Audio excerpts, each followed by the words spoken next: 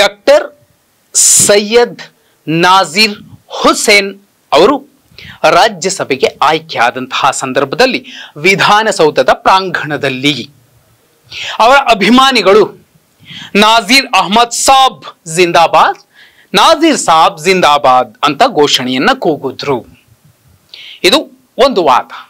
ಮತ್ತೊಂದು ವಾದ, ಇಲ್ಲ ವಿಧಾನಸೌಧದ ಒಳಗಡೆ ಪಾಕಿಸ್ತಾನ್ ಜಿಂದಾಬಾದ್ ಅಂತ ಕೂಗಿದ್ದಾರೆ ಅನ್ನೋದನ್ನ ಬಿಜೆಪಿ ಮತ್ತು RSS ಪ್ರತಿಪಾದನೆ ಮಾಡುತ್ತಿದೆ. ಸದ್ಯ ವಿಧಿವಿಜ್ಞಾನ ಪ್ರಯೋಗಾಲಯಕ್ಕೆ ಆ ವಿಡಿಯೋವನ್ನ ಕಳಿಸಿ ಸತ್ಯಾಸತ್ಯತೆ ಏನು ಅನ್ನೋದನ್ನ ಪರಿಶೀಲಿಸ್ತೀವಿ ಅಂತ ಸರ್ಕಾರ ಹೇಳ್ತಿದೆ. ಈ ಒಂದು ಪ್ರಕ್ರಿಯೆ ಮುಗಿಯೋಕೆ ಮುಂಚೆನೆ ಬಿಜೆಪಿ ನಕಲಿ ವರದಿಯನ್ನ ತೋರಿಸ್ತಿದೆ ಅನ್ನುವಂಥದ್ದು ಸುದ್ದಿ. ಅದು ಯಾರೇ ಆಗಿರಲಿ, ಪಾಕಿಸ್ತಾನ್ ಜಿಂದಾಬಾದ್ ಅನ್ನುವಂಥದ್ದು ಅಕ್ಷಮ್ಯ. ಯಾರೇ ಅಂದಿರಲಿ, ಅದು ನಿಜವಾದ್ರೆ, ರುಜುವಾತಾದ್ರೆ ಅವ್ರಿಗೂ ಕೂಡ ಶಿಕ್ಷೆ ತಪ್ಪಿದ್ದಲ್ಲ. ಅದು ಯಾರೇ ಆಗಿರಲಿ, ಇದು ವಾಸ್ತವ, ಇದೇ ವಾಸ್ತವ. ಆದ್ರೆ ನೋಡಿ, ಸತ್ಯಾಸತ್ಯತೆಗಳನ್ನ ಹೇಳಬೇಕಾದಂತಹ ಮಾಧ್ಯಮಗಳು ಬೆಂಕಿ ಹಚ್ಚುವ ಕೆಲಸದ ಸುಪಾರಿಯನ್ನ ತಗೊಂಡಿರೋದು ಸ್ಪಷ್ಟವಾಗಿ ಕಾಣಿಸುತ್ತೆ. ಯಾಕೆ ಅನ್ನುವಂತಹ ಸಾಕ್ಷಿ ಕೂಡ ನಿಮ್ಗೆ ತೋರಿಸ್ತೀನಿ. ಪಾಕಿಸ್ತಾನ್ ಜಿಂದಾಬಾದ್ ಅನ್ನುವಂತಹ ಘೋಷಣೆ ಕೂಗಿದ್ದಾರೋ ಇಲ್ಲವೋ ಅನ್ನೋದನ್ನ ಸರ್ಕಾರದ ಅಧಿಕೃತ ವಿಧಿವಿಜ್ಞಾನ ಪ್ರಯೋಗಾಲಯ ಅವಲೋಕಿಸಿ, ವಿಶ್ಲೇಷಿಸಿ, ವಿಮರ್ಶಿಸಿ ಅದರ ಸತ್ಯಾಸತ್ಯತೆಯನ್ನ ಹುಡುಕಿ ಒಂದು ವರದಿಯನ್ನ ಕೊಡಬೇಕು. ಕೊಟ್ಟ ಮೇಲೆ ಸಂಬಂಧಪಟ್ಟ ಪೊಲೀಸ್ ಅಧಿಕಾರಿಗಳು ಒಂದು ತನಿಖೆಯನ್ನ ಆರಂಭಿಸ್ತಾರೆ. ಒಂದು ಕಡೆ ತನಿಖೆ ಕೂಡ ಶುರುವಾಗಿದೆ. ಆ ತನಿಖೆಯ ಒಂದು ಪ್ರಕಟಣೆಯನ್ನ ತಗೊಂಡು ಬಿಜೆಪಿ ಈಗ ಮತ್ತೊಂದು ವಾದ ಮಂಡಿಸ್ತಿದೆ. ಏನು? ದಿನಾಂಕ 27/2/2024 ವಿಧಾನಸೌಧದಲ್ಲಿ ನಡೆದ ರಾಜ್ಯಸಭಾ ಚುನಾವಣೆಯ ಫಲಿತಾಂಶದ ಸಂದರ್ಭದಲ್ಲಿ ಪಾಕಿಸ್ತಾನ್ ಜಿಂದಾಬಾದ್ ಎಂಬ ಘೋಷಣೆ ಕೂಗಿದ ಸಂಬಂಧ ವಿಧಾನಸೌಧ ಪೊಲೀಸ್ ಠಾಣೆ ಮೊಕದ್ದಮೆ ಸಂಖ್ಯೆ 20/2024 ಪ್ರಕರಣ ದಾಖಲಾಗಿರುತ್ತದೆ. ಈ ಹಿನ್ನೆಲೆಯಲ್ಲಿ FSL ವರದಿ, ಸಾಂದರ್ಭಿಕ ಸಾಕ್ಷ್ಯಾಧಾರಗಳು, ಸಾಕ್ಷಿಗಳ ಹೇಳಿಕೆ ಮತ್ತು ಲಭ್ಯ ಸಾಕ್ಷ್ಯಾಧಾರಗಳ ಮೇರೆಗೆ 3 ಜನ ಆರೋಪಿಗಳನ್ನ ಬಂಧಿಸಿ ಅವರುಗಳ ವಿರುದ್ಧ ಕಾನೂನು ಕ್ರಮ ಜರುಗಿಸಲಾಗಿರುತ್ತದೆ. ಪೊಲೀಸ್ ಉಪ ಆಯುಕ್ತರು, ಕೇಂದ್ರ ವಿಭಾಗ, ಬೆಂಗಳೂರು ನಗರ, ದಿನಾಂಕ 4/3/2024 ಅಂತಿದೆ. ಇಲ್ಲಿ ಸ್ಪಷ್ಟವಾಗಿ ದಾಖಲಿಸಿದ್ದಾರೆ. ಆರೋಪಿಗಳನ್ನ, ಅಪರಾಧಿಗಳನ್ನ ಅಂತ ಅಲ್ಲ, ಆರೋಪಿಗಳನ್ನ. FSL ವರದಿ ಬಹುಮುಖ್ಯ. ಇದನ್ನೂ ಕೂಡ ಬಿಜೆಪಿ ಹೊಸ ಕತೆ ಕಟ್ಟೋದಕ್ಕೆ ಬಳಸ್ಕೊಳ್ತಿದೆ. ಆದ್ರೆ ಸರ್ಕಾರದ ಅಧಿಕೃತ ವರದಿ FSL ವರದಿ ಇನ್ನು ಬಂದೇ ಇಲ್ಲ.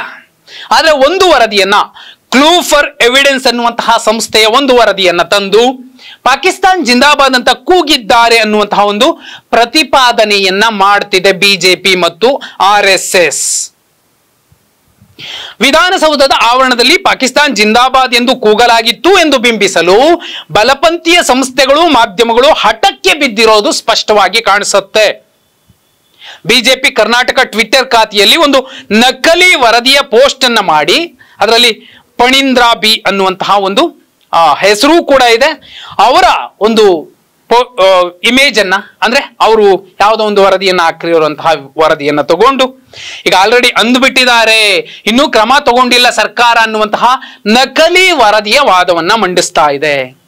ಇಲ್ಲಿ ಯಾರಾದ್ರೂ ಬುದ್ಧಿವಂತರಿದ್ರೆ, ಜಾಣರಿದ್ರೆ, ಅಥವಾ ಓದ್ಕೊಂಡಿರೋರಿದ್ರೆ, ಅರ್ಥವ್ರಿದ್ರೆ, ಸಂವಿಧಾನ ಗೊತ್ತಿರೋರಿದ್ರೆ ಆಡಳಿತ ಮಾಡಿ, ಕರೆಕ್ಟ್ ಆಗಿ ಆಡಳಿತ ಮಾಡಿ, ಅದರಲ್ಲೂ ಬಾಬಾ ಸಾಹೇಬ್ರು ಕೊಟ್ಟಂತಹ ಸಂವಿಧಾನ ಇಟ್ಕೊಂಡು ಆಡಳಿತ ಮಾಡಿರುವಂತಹವ್ರು ಯಾರಾದ್ರೂ ಪ್ರಜ್ಞರಿದ್ರೆ, ಬುದ್ಧಿವಂತರಿದ್ರೆ, ವಿಧಿವಿಜ್ಞಾನ ಸಂಸ್ಥೆ, ಯಾವ ವಿಧಿವಿಜ್ಞಾನ ಸಂಸ್ಥೆ ವರದಿ ಕೊಡಬೇಕು, ಯಾವ ವರದಿಯನ್ನ ಆಧರಿಸಿ ಸರ್ಕಾರ ಅಥವಾ ಸಂಬಂಧಪಟ್ಟ ಪೊಲೀಸ್ ಇಲಾಖೆ, ಪೊಲೀಸರು ಕ್ರಮ ಕೈಗೊಳ್ಬೇಕು ಅನ್ನೋದನ್ನ ಯೋಚಿಸ್ಬೇಕಲ್ವಾ? ಬಾಯಿಗೆ ಬಂದಂಗೆಲ್ಲ ಯಾವ್ದಾವ್ದೋ ಖಾಸಗಿ ಸಂಸ್ಥೆಯ ವಿಧಿವಿಜ್ಞಾನ ಪ್ರಯೋಗಾಲಯದಿಂದ ಒಂದು ವರದಿಯನ್ನ ತರಿಸ್ಬಿಟ್ಟು ಇದೇ ವರದಿ ನಿಜ ಅಂತ ಹೇಳ್ಬಿಟ್ರೆ ಯಾರು ನಂಬುತ್ತಾರೆ, ಯಾರು ಮೆಚ್ಚುತ್ತಾರೆ? ಯಾರು ಇದನ್ನ ಮಾಡಿಸಿರೋದು? ಸಂವಾದ ಫೌಂಡೇಶನ್ ಎಂಬ ಖಾಸಗಿ ಸಂಸ್ಥೆ ಕ್ಲೂ ಫಾರ್ ಎವಿಡೆನ್ಸ್ ಎಂಬ ಸಂಸ್ಥೆಯ ಮೂಲಕ ಒಂದು ವರದಿಯನ್ನ ಮಾಡಿಸಿದೆ. ಯಾವುದಿದು? ಸಂವಾದ ಫೌಂಡೇಶನ್. ಸ್ಪಷ್ಟವಾಗಿ ಗೊತ್ತಾಗುತ್ತೆ ಇದು RSS ಫೌಂಡೇಶನ್, RSS ಪ್ರಣೀತ ಸಂಸ್ಥೆ. ಇದೇ ಹೆಸರಿನ ಒಂದು ಯೂಟ್ಯೂಬ್ ಚಾನಲ್ 2023 ಕರ್ನಾಟಕ ವಿಧಾನಸಭಾ ಚುನಾವಣೆ ಸಂದರ್ಭ ಹೇಳಿತ್ತು ಬಿಜೆಪಿ 176 ಗೆಲ್ಲುತ್ತೆ ಅಂತ. ಆಮೇಲೆ ಆ ಯೂಟ್ಯೂಬ್ ಚಾನಲ್ ಎಲ್ಲಿಗೋಯ್ತು, ಅವ್ರ ಮುಖ ಎಲ್ಲಿಟ್ಕೊಂಡಿದ್ರು ಯಾರಿಗೂ ಗೊತ್ತಿಲ್ಲ. ಅಷ್ಟರ ಮಟ್ಟಿಗಿನ ಬುದ್ಧಿವಂತರು, ಜಾಣರು, ಸರ್ವಶ್ರೇಷ್ಠ ಜ್ಞಾನಿಗಳು, ಚಾಣಕ್ಯರನ್ನ ಮೀರಿಸುವಂತಹ ಪ್ರಾಜ್ಞ ಪಂಡಿತರು ಇಲ್ಲಿ ಇದ್ದಾರೆ. ಒಂದು ಕಾಮನ್ ಸೆನ್ಸ್.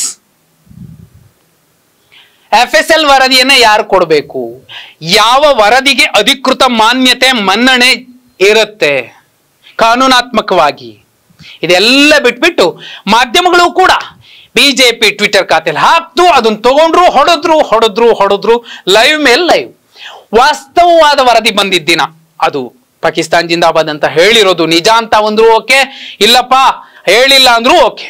ಆ ವರದಿ ಬಂದ ಮೇಲೂ ಕೂಡ ಮಾಧ್ಯಮಗಳು ಇಷ್ಟರ ಮಟ್ಟಿಗಿನ ಸಂಭ್ರಮವನ್ನ, ವಿಕೃತ ಸಂಭ್ರಮವನ್ನ, ಕೋಮು ವಿಷವನ್ನ ಚೆಲ್ಲುವಂತಹ ಸಂಭ್ರಮವನ್ನ, ಅರೆ ರಕ್ತಪಾತ ಆಗ್ಬೇಕಪ್ಪ ಈ ರಾಜ್ಯದಲ್ಲಿ ಎನ್ನುವಂತಹ ಅಸಹ್ಯ ದ್ವೇಷವನ್ನ ಎದೆಯಲ್ಲಿಟ್ಕೊಂಡು ಬರೀ ಬೆಂಕಿ ಹಚ್ಚುವ ಕೆಲಸವನ್ನ ಮಾಡ್ತಿರುವಂತಹ ಮೇನ್ ಸ್ಟ್ರೀಮ್ ಮಾಧ್ಯಮಗಳು ಅವತ್ತು ಕೂಡ ಸತ್ಯವನ್ನ ಹೇಳಬೇಕು. ಹೇಳಲಿಲ್ಲ ಅಂದ್ರೆ ಇವು ಭಜನೆ ಮಾಡೋಕೋಸ್ಕರ ಇರುವಂತಹ ಮಾಧ್ಯಮಗಳು ಅನ್ನೋದು ಸ್ಪಷ್ಟವಾಗತ್ತೆ. ನಕಲಿ ವರದಿ, ಅದು ಸಂವಾದ ಫೌಂಡೇಶನ್ ನ ವರದಿ ತಗಂಬಂದು ಇವರು ಜಿಂದಾಬಾದ್ ಅಂತ ಕೂಗ್ಬಿಟ್ಟಿದ್ದಾರೆ ಅಂತ ಬೆಂಕಿ ಹಚ್ಚುವ ಕೆಲಸವನ್ನ ಮಾಧ್ಯಮಗಳು ಮಾಡ್ತಿವೆ. ಅದು ಬಿಜೆಪಿ RSS ನ ತಾಳಕ್ಕೆ ತಕ್ಕಂತೆ ತಕತೈ ಅಂತ ಕುಣಿತಿವೆ ಅಂದ್ರೆ ಸತ್ಯ ಯಾರು ಹೇಳ್ತಾರೆ? ಮಾಧ್ಯಮಗಳೇ ಈ ಕೆಲಸ ಮಾಡ್ಲಿಲ್ಲ ಅಂದ್ರೆ ಇನ್ ಯಾರ ಕಾಲಿಗೆ ಬಿದ್ದು ಜನಸಾಮಾನ್ಯ ಸತ್ಯ ಹೇಳ್ರಪ್ಪ ಅಂತ ಕೇಳ್ಕೋಬೇಕು ಪ್ರಜಾಪ್ರಭುತ್ವ ವ್ಯವಸ್ಥೆಯಲ್ಲಿ?